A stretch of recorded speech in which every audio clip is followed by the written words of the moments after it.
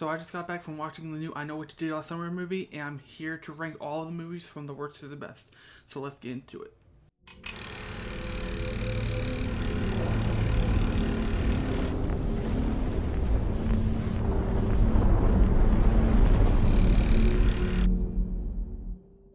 Welcome into Grimm's Gates of Horror. My name is Grimm. This is your new haven for all things horror movie related and sometimes TV show related. And today I'm here to rank all of the I Know What You Did Last Summer movies and the TV show from the worst to the best. And this is a franchise that I just got into because I heard the new one was coming out. That is the new Legacy sequel, and so I wanted to be caught up. I kind of did the same thing with Scream when Scream 5 came out, and so I just watched the originals and I instantly loved them. Well, the first two at least, and then the third one, I will talk more about that. But I see now why so many people refer to this franchise as one of the best. Well, not one of the best, but why the first movie especially is one of the best slashers in their opinions, and especially Jennifer Love Hewitt in the role. I now see why so many people praise her in the role as Julie James. And I'll also talk about my thoughts on the new movie, deep spoilers into that movie, so if you haven't watched the new one yet, I recommend go watch it in theaters and come back to this video. And let me know what your ranking of these movies down below, and if you like the new one or not. Let me know your ranking and what you think about these movies down below in the comments. And first, starting off, in 5th place, we have I Always Know What You Did Last Summer. Now, I Always Know What You Did Last Summer was a direct-to-DVD sequel to this franchise. It's the third movie, and it's the weakest of the franchise. It's the lowest budget. I didn't know this until I did research, but the Sylvian White, the director, was brought in as a last-minute replacement for the director and had only 2 weeks to prep for the movie, and that's probably some of the reasons why it is the way that it is. Also, with it being direct to DVD, it had a low budget, and to me, it was just so bad that I even thought about just clicking out of it, but I just want to stay through it just so I can say that I watched the entire movie. And some of the best parts about it is that it keeps the central theme of the whole franchise, which is how deadly secrets haunt those who try to bury it. And it's set in Broken Ridge, Colorado, which is far from their original setting, which is on the coastal ridge of North Carolina. And the movie opens up with a group of teens, Amber, Colby, Zoe, Roger, and PJ, who stage a pranking at a July 4th carnival, where PJ, one of their friends, dresses up as the fisherman. But the prank goes wrong when PJ dies after a stunt involving a skateboard jump lands him on a tracker smokestack instead of safety mattresses, and he gets impaled.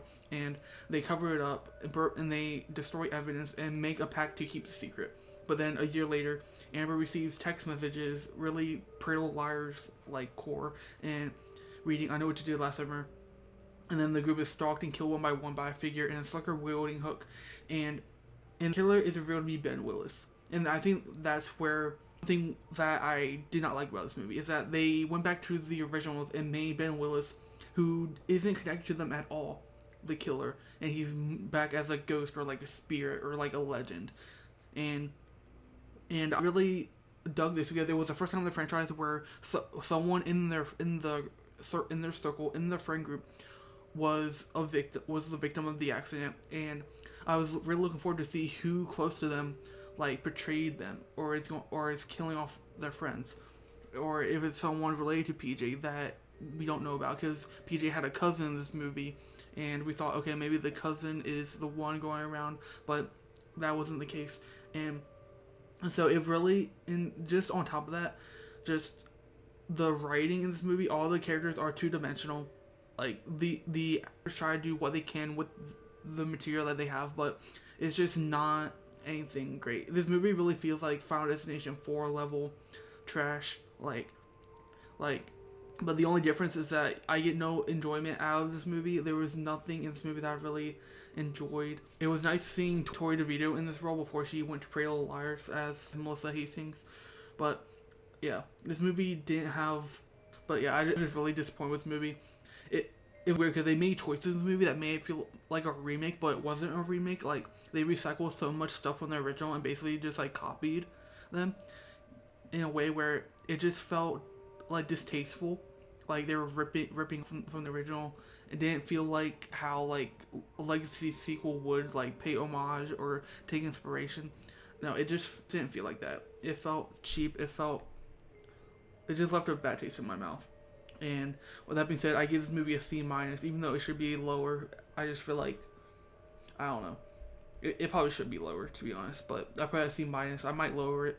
But moving on to fourth place, we have I Did Last Summer TV series from 2021, and this was another entry where it had potential. It had more potential, but it just did not execute it like I anticipating it to do.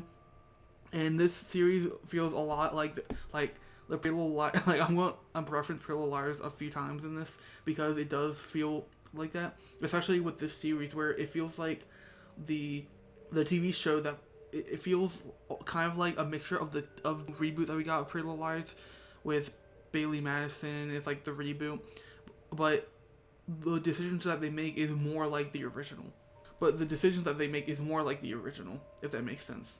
And one of those ways is there's not a lot of blood and gore. It's more emotional, like horror that they go about. Because this series, it reimagines the classic slasher premise with a psychological thriller twist, where it begins with a fatal car accident on graduation night involving a group of teens: Lennon, Allison, who are identical twins, Dylan, Margot, Johnny, and Riley. The twist is that the group believes they killed Allison, but it was actually Lennon, and Allison took Lennon's place and is pretending to be her sister, and took her sister's identity to cover it up. And so Allison lives as Lennon, fooling everyone, including her father, Bruce, and Lennon's friends. And then 1 year later, the group returns home and begins receiving threatening messages. A killer begins targeting them. There's also this weird subplot with this woman, Clara, a mysterious woman who is tied to a local cult. So there's a cult thrown into this show. There's only 8 episodes in the show also, where they embalm bodies in honey and believe in a prophecy. And Dylan, their friend, becomes obsessed with her teachings. Then the murders unfold with Johnny as first, followed by Riley, whose body is embalmed with honey. And then Clara is found dead, and suspicion falls on Dylan. The final twist: Margot, who is Lennon's friend, former lover, is revealed as the killer. She knew Allison's secret all along and orchestrated the murders to force a confession out of Allison. And then by the end, one of the craziest decisions that I was so frustrated by this, Allison frames Dylan to cover for herself for the murders, and chooses to stay with Margot, who was trying to kill her and make her confess, killed all her friends. Yet she sides with Allison sides with Margot just to cover herself, and Dylan goes to jail for all of these murders. And I just was not happy with how this ended, but it felt really Pretty Little Liars-esque. And I mean, the main character's name is Allison, so there's some correlation there, or a coincidence. But man, I will say Madison, the cast in this movie I thought were really good, especially Madison Eisman, who I remember from the movie Clouds, which was like one of the first movies to ever come out on Disney Plus, with Neve Campbell, Sabrina Carpenter, and she's even better in this movie. She delivers a layered performance portraying both the manipulative Lennon and guilt-ridden Allison, as Lennon is more of the party girl and extroverted, while Allison is like self-introspected and introverted and quiet, shy. And her ability to shift between both personas, especially when she takes over the identity of Lennon, adds psychological depth to the series. And it's probably my favorite part about this. I really was anticipating to see how this would play out. Another standout is Brian Chu as Margot. Margot's descent into obsession and violence with Allison and Lennon is chilling. Her final confrontation with Allison is emotionally charged and disturbing. Then we have Ezekiel Goodman as Dylan, who portrays a troubled teen drawn into cult ideology. His vulnerability makes him a tragic scapegoat. And at the heart of the series is the twin switch deception. Allison assumes the identity of her dead sister Lennon after the accident. And it's not just a plot twist, it's a meditation on how identity is shaped by perception, performance, and guilt. Allison's transformation into Lennon forces her to live a lie, navigating relationships, social media, and grief as someone she's not. And the show uses mirrors, reflections, and social media filters to symbolize fractured identity, which the mirrors and reflections is something that they also did in Pretty Little Liars for like symbolization, which is funny again, is another coincidence. And the tension between public persona and private to symbolize fractured identity in the tension between public persona and private truth. And then we also have Margot's obsession with Lennon, and later Allison as Lennon, which blurs the lines between love and possession, reinforcing the idea of identity as something others project onto you. Then we also have the central premise returning from the franchise as the group of teens cover up a death, but the series amplifies it by showing how guilt grows. We see that with Allison's guilt, which drives her to lie, manipulate, and ultimately betray Dylan to protect herself in the end. Dylan's guilt leads him to a cult-like ideology to seek redemption through self-punishment. Then Margot's guilt is twisted into justification for murder, as she now knows her best friend is dead, and her twin sister is pretending to be her best friend. And so she believes she is protecting Allison from exposure by killing off all of their friends. This show takes place in Hawaii, which, if you don't know the second movie, I Still Know What You Did Last Summer, takes place in the Bahamas. So I feel like in the future we could see a crossover between this show and what's going on in the newer movies, which I will talk about if you have seen them. But I mean, the beaches and neon lit parties and like just the paradise mixed with the horror. There's a great contrast between the beauty and the brutality, which reinforces the idea of hidden darkness beneath surface perfection, which we see with Allison and Allison pretending to be Lennon, and also when they play with the idea that maybe it wasn't an accident after all, and Allison intended to kill Lennon to become her, which they do hint at a little bit. They also use flashbacks, dream sequences, and hallucinations in this movie to blur reality, especially in Allison's perspective, but it just makes this franchise a little bit more confusing, and it just makes you keep questioning what is real, and especially when we keep coming back to this argument that started in the beginning in the first episode between Allison and Lennon, where they basically argue back and forth about how they both have it harder, they both have it easier, blah blah blah, and how they wish that each other was dead, or like how they're just trying to do the best for each other, when they just keep coming back to it throughout each episode, and it's just like, get to the point already. The pacing of the show just felt really slow. Prioritizes emotional performances over plot mechanics, where letting scenes linger on facial expressions by language of silence, and they substitute that for the bloody, because a lot of the story just feels non-linear, and with the flashbacks and dream sequences, making it hard to like follow the story, which is where the series lost me a lot, and like the execution just wasn't there. And even when we do get the violence and stuff, a bunch of the killers are like off screen, so it's like they're kind of like trying to target the show to like newer and younger audiences, kind of like what like PG-13 horror movies like to do, especially if they're slashers, where a lot of the kills are off screen and they focus more on the emotional horror side of the genre, and it just does not work. This show could have been a lot better, but they tried to change it, which I do credit them for. They tried to change it. They tried to like switch it up a bit, but it just did not work for me, and so I gave the show a C+. So going to third place, we have I Know What You Did Last Summer 2025. Set 27 years after the original Southport Massacre, the film follows 5 post-college friends, Ava, Danica, Milo, Teddy, and Stevie, who reunite for an engagement party in Southport. After a reckless moment on Reaper's Curve, they cause a car to crash off a cliff and choose to cover it up rather than face the consequences. A year later, cryptic messages begin arriving. I Know What You Did Last Summer. One by one, the group is hunted by a hook-wielding killer who mimics the infamous fisherman. As the body count rises, Ava turns to Julie James and Ray Bronson from the original for help. The mystery deepens as connections between the new group and the original killings emerge, culminating in a twist-filled finale that's both nostalgic and divisive. And yeah, and so like I said, I'm going to go in-depth spoilers about what goes on in the new movie. And starting off with the performances, Chase Sue Wonders, who plays Ava, the new protagonist, she's a solid lead. I think she really has that final girl and protagonist like power just from the start.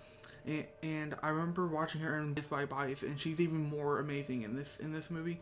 But I feel like her arc feels underdeveloped, underwritten, and I feel like they really didn't give her as much attention and as much development as they should have. I think that's because they had Madeline Klein as Danica, who gives more emotional depth and is given some more standout scenes, especially in moments of vulnerability. And because she's more of an A-lister than Chase Sue Wonders, but I just wish they gave Ava more to do as the protagonist. She is painted as the Julie James, and then Madeline Klein is kind of like the Helen Shivers and like Sarah Michelle Gellar. Then we have Tyreek Withers as Teddy Spencer, who is charismatic and has hints of future star power, as he's kind of like the athletic, the jock, the typical himbo, but he gives off those Chad Meeks Martin vibes from like the Scream movies, and I really thought he was one of the highlights in this movie. But then we have Sarah Pigeon as Stevie Ward, who was also in Do Revenge, which was directed by the same director who directed this movie, Jennifer Keaton Robinson. But I feel like she didn't have a lot to do in this movie. Like, her screen time was limited. Jonah Howard King, who plays Milo, I feel like he was also sidelined in this movie by stronger performances and just not given a lot. But then we have a Jennifer Love Hewitt as Julie, who brings gravitas, but her trauma is underexplored, and she basically brought in for nostalgia. And then Freddie Prinze Jr. as Ray, as emotional weight sometimes interrupt the pacing of the movie. Like I said, Jennifer Keaton Robinson, who is known for movies like Do Revenge, brings a stylish but conflicted tone to this reboot, where the movie is drenched in coastal gloom, with Southport reimagined as a gentrified mini Hamptons, where it's a rich contrast to the working class fishing town of the original. The kill scenes are visually inventive. It felt like the momentum just was not on the same level as the original. As the movie switches between gory fun and serious psychological drama, creating tonal whiplash. And on top of that, they inject the movie with self-aware nods to the franchise's history, costume choices, character archetypes, and even Julie's iconic "What are you waiting for?" lines. The movie plays with satire but never fully commits to the meta commentary, leaving you guessing whether it's parodying itself or trying to elevate the material and trying to be part of this new genre of horror where it's a legacy sequel and it's trying to be kind of like what Scream did with Scream 5 and 6. And this reboot does make some ambitious choices, like I said before, like Ava's guilt manifesting in self-destructive behavior, including emotionally detached isolation. And then Julie James is now a psychology professor specializing in trauma, offering a lens into how past horrors shape identity. But the movie uses trauma more as a character trait than a narrative engine. It references trauma and everything, but it's rarely explored through the moods of the movie to where it doesn't really feel like it has deep substance like the first couple movies did. And the one thing I really liked exploring this movie is Southport's transformation into a tourist haven is symbolic of economic erasure, where the town's dark history is literally being painted over, and they're trying to make everyone forget about the town's past, because no one wants to visit there. No one wants to live in Southport anymore because of the curse of the town. Especially with Teddy's father being the main person trying to keep all this under wraps and trying to hide the public from what's going on with his son and their friends. And then there's also the group's ability to walk away from the accident due to connections and wealth, critique systemic injustice, which is something that I don't think this franchise has really touched upon a lot, that I really enjoyed, because I throw some other elements into there, but like I said, there's not really one central theme where it feels like a lot of the messaging and themes where it's the messages and ideas that they had in the first movies were sacrificed for nostalgia bait and meta commentary. It's like it tries to go for a deeper thematic territory, but then pulls back before fully exploring it. If you understand what I mean.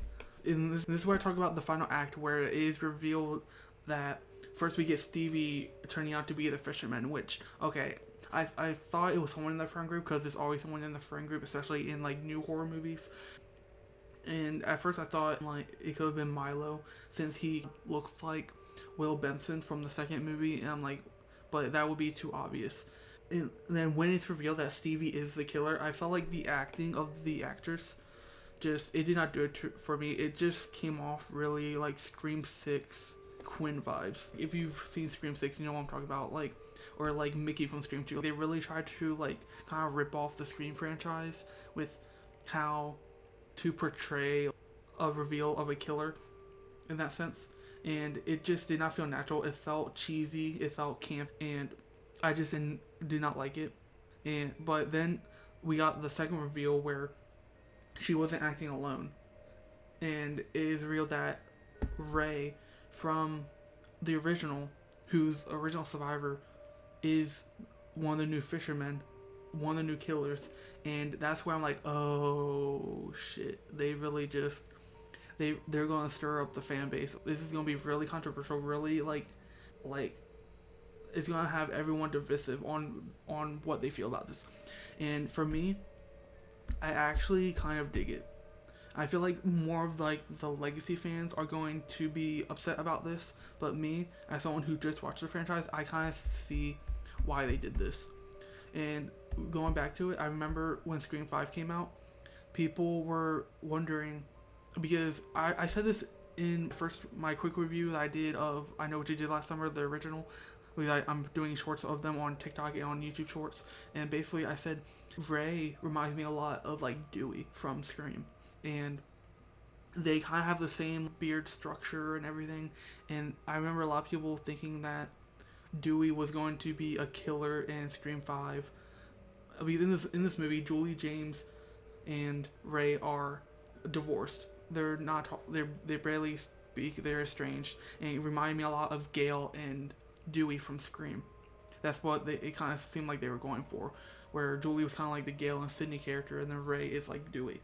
That's what I've always pictured it as. And now I see it. They're kind of doing what Scream 5 didn't do, and because I felt like some people wanted Dewey to become a killer almost, but again, Dewey wouldn't do that. But in this movie, we see it with how they're trying to change his town that he's been in. He's the only one, like Julie is trying to get out of the town. She never wants to return to Southport, but then Ray, he's been there his whole life. And so now that they're trying to change Southport and trying to like erase what he went through, it kind of makes him tick, especially after Stevie opens up to him about it, and he's like, he's gonna help them. He's gonna help her, like get revenge, or like, and it's like, I don't know. I'm kind of like also going back and forth on it, but like I'm leaning towards I really do like it, and it's really different. It's more ambitious, and I kind of like that. I don't know. Let me know what you think about the ending down below. With that in mind, I Know What You Did Last Summer 2025, a B+, because there are a lot of things I did like about it, but there's also things I didn't like about it. So it's like in the middle for me. But I'm actually thinking about, it's either between B+ or B- for me. But because it is a movie that wants to say something, but gets distracted by its own nostalgia to go into those themes deeper. And moving into second place, we have I Still Know What You Did Last Summer, and it's I Still Know What You Did Last Summer. It's set 1 year after the events of the original. The story follows Julie James, still traumatized by her encounter with the hook-wielding killer Ben Willis. Julie wins a trip to the Bahamas with her roommate Carla, after asking what's the capital of Brazil, and Carla's boyfriend Tyrell and friend Will. But paradise turns deadly when the group realizes they're trapped on the island during storm season, and Ben Willis is back with a vengeance and a new accomplice, which turns out to be his son Will, which is part of the friend group. And Will kind of like gave off like the Mickey vibes to me from Scream 2, but he did it a lot better than what they did in the new movie. His acting was just better, felt more natural. Movie builds tension through the isolation and through isolation as they're stuck on this island and can't get to mainland because like it's storming. There's like hurricanes and everything, so they're not able to get to mainland, or they don't have a boat to. And they do that through isolation, misdirection, and a series of grisly murders, which this movie is a lot more intense when it comes to like the kills, culminating in a showdown where Julie must confront both Ben and Will in a graveyard, which gave me Jason Lives vibes, literally facing her own tombstone as well. Jennifer Love Hewitt in this movie anchors the film with a mix of vulnerability and final girl grit. Her scream remains iconic, and I think she's way better than Neve Campbell. I have to put it out there. She brings emotional weight to Julie's PTSD. Brandy adds charisma and energy as Carla, offering comic relief and strong presence in action scenes. Matthew Settle as Will plays with deceptive charm, hiding his true identity until the twist, which I thought he did really good at playing the nice guy and switching to the psychotic killer. It felt really natural, and yeah, one of the twists that I should have saw coming, but I'm just like, it's too obvious. But you know, it's from the '90s, so I don't know how I didn't get past that. But also, we have Jack Black, which I think is in one of his first ever roles. He was uncredited in this too. And he pops up as like a stoner pool boy, and he delivers some comedic relief like he does.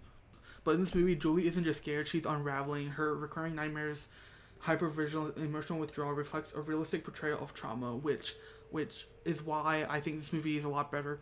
The film uses her psychological state to blur the line between paranoia and reality, making you question whether the threat is real or imagined, which is something I think they try to do in the TV show, but it just did not work like it did in this movie.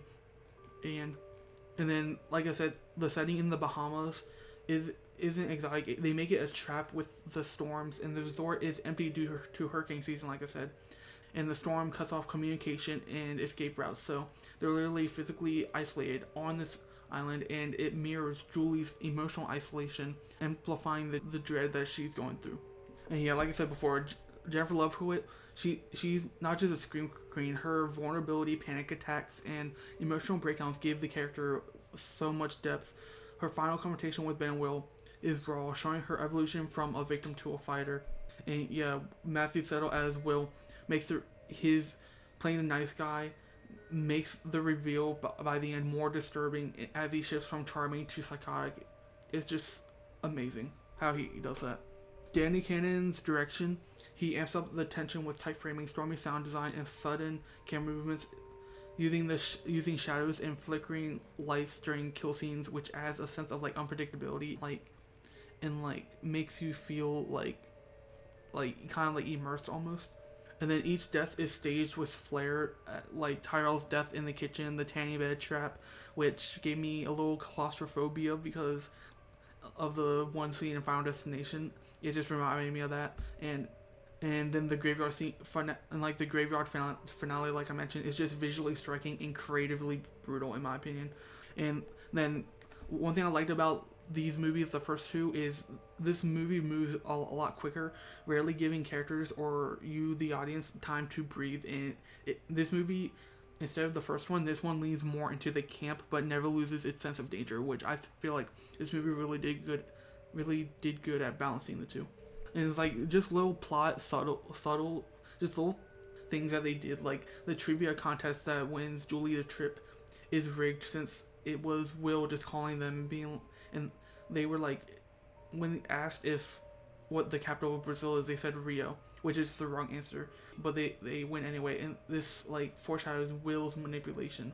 And then we also get a final scene where Julie is being attacked in her bedroom, and it just makes you wonder whether it was a nightmare, or if whether the nightmare is truly over, or if trauma always lingers. Like did she get attacked again, or was that just a nightmare? And so the highlights of this movie are like the rich layered themes, stylish kills, and psychological tension, which makes this movie an A-, an 8 out of 10 for me. I really did dig this movie. And moving into first place, we have the original, of course. In most of these rankings, the original is the best. And if you haven't seen the original, I recommend going to go see it right now if you can. Set in the sleepy fishing town of Southport, North Carolina, the story begins on July 4th, 1966, after celebrating Helen's beauty pageant when four teens, Julie, Ray, Helen, and Barry, accidentally hit a man while driving home. Fearing the consequences, they dump the body into the ocean and fell silence. 1 year later, Julie returns from college and receives a cryptic note, I know what you did last summer. This triggers a chain of events where each friend is stalked by a hook-wielding killer and a rain slicker. And they believe that the man they killed was David Egan, but no, it's Ben Willis, and Ben Willis killed David Egan, who had just murdered David to avenge his daughter Susie. The kill and is not just seeking justice; he's playing a psychological game of cat and mouse. And I just love how simple this original is. As when the teens cover up this murder, they go their separate ways, and it basically fractures their relationships and mental health. And we see that after a year later, they all return. And it's weird because it kind of reminds me a lot of the first Scooby-Doo movie, where after they take down the ghost, they come back together and like their relationships are fractured, and it kind of reminded me. And that's what this kind of reminded me of. I don't know if anyone else got that. And they also shine light on Ben Willis, as he isn't just a killer; he's a grieving father, and it blurs the lines between a villain and a victim, as he was trying to avenge his daughter, but then he got hit by the teens, so he's going after them. And then the Hookman tale that was told around the campfire foreshadows the killer's identity and weapon, grounding the movie in folklore, which we see later in I Always Know What You Did Last Summer, but that movie used it. But I also love that urban setting up an urban legend around this guy, because that means that there was something that happened before, probably, or maybe Barry just made it up, like improvised it. And then we see the characters transition from carefree, spoiled brats teens to paranoid adults, reflecting a coming of age under stress in like this intense slasher, which I like those I really liked seeing them evolve throughout the movie. And then Jennifer Love Hewitt, with her portrayal of guilt-ridden Julie, is the emotional anchor, and then her iconic "What are you waiting for?" becoming such an iconic line. And then Sarah Michelle Gellar as Helen, especially in her chase scene through the alley and department store. I really want her to survive. It's just it was a masterclass in slasher suspense, and Gellar just balances vanity with vulnerability, and she was just amazing in this movie. Ryan Phillip as Barry. Plays his aggressive bravado, who masks deep fear, and his hospital scene and locker room ambush add layers to his character. Then we have Freddie Prinze Jr. as Ray, who portrays quiet guilt and protective instincts, which make him the most sympathetic with the group, as he's kind of like the himbo, but also the quiet, he keeps to himself a lot, which what gave me the Dewey vibes a bit, as he's a little awkward too. And then we have the original director, Jim Gillespie, who aimed for a classic slasher tone, which I like, but avoiding the meta humor of Scream, which was also written by Kevin Williamson. Didn't know Kevin Williamson also wrote the first I Know What You Did Last Summer. And this movie serves as a morality tale, where the horror stems from the character's choices, not just from the person who's going on the killing spree. No, it stems from the choices that the characters made, which is why I compared it to Pretty Little Liars when I first watched it. I'm like, this is actually really cool. And they use coastal fog, dim lighting, and tight framing to build dread. The seaside setting becomes a character in itself, with isolated, moody, and unforgiving. But yeah, this movie is just perfect. I don't know how to complain about this movie. I gave it an A+ and 9 out of 10. I'm back and forth on whether to put it higher, but I just feel the original Scream was just on a higher level than this movie. That's why I put it at 9. And yeah, I just don't know if I feel comfortable putting it up there with Scream, because I love this movie a lot. I think it's perfect, but I feel like Scream does something a little bit more that I enjoy, personally. So yeah, I give this movie A+, a 9 out of 10. I don't really have anything bad to say about this movie. But yeah, let me know what you thought about these movies down below. Let me know your ranking. And don't forget to like this video, subscribe if you are new, and join the Gremlins. I'm trying to post a long form video every week, and then I'm trying to do one short every day, but sometimes I might not be able to. So I'm trying to work on that. And if you'd like to, all my socials are down in the description below. I'll have my Blue Sky, my Instagram, my TikTok down there, and I also just made a new Twitter. So if you'd like to follow me down there, you can follow me there. I also have a Blue Sky too, but I'm not really on it as much. Yeah, you can follow me down there in the description. I also have links down below so you can check out I Know What You Did Last Summer, all of the movies, and once the new one comes out to rent or on physical media, I'll put the link down there as well so you can check it out. But yeah, hope y'all did enjoy it, and check out I Know What You Did Last Summer in theaters right now.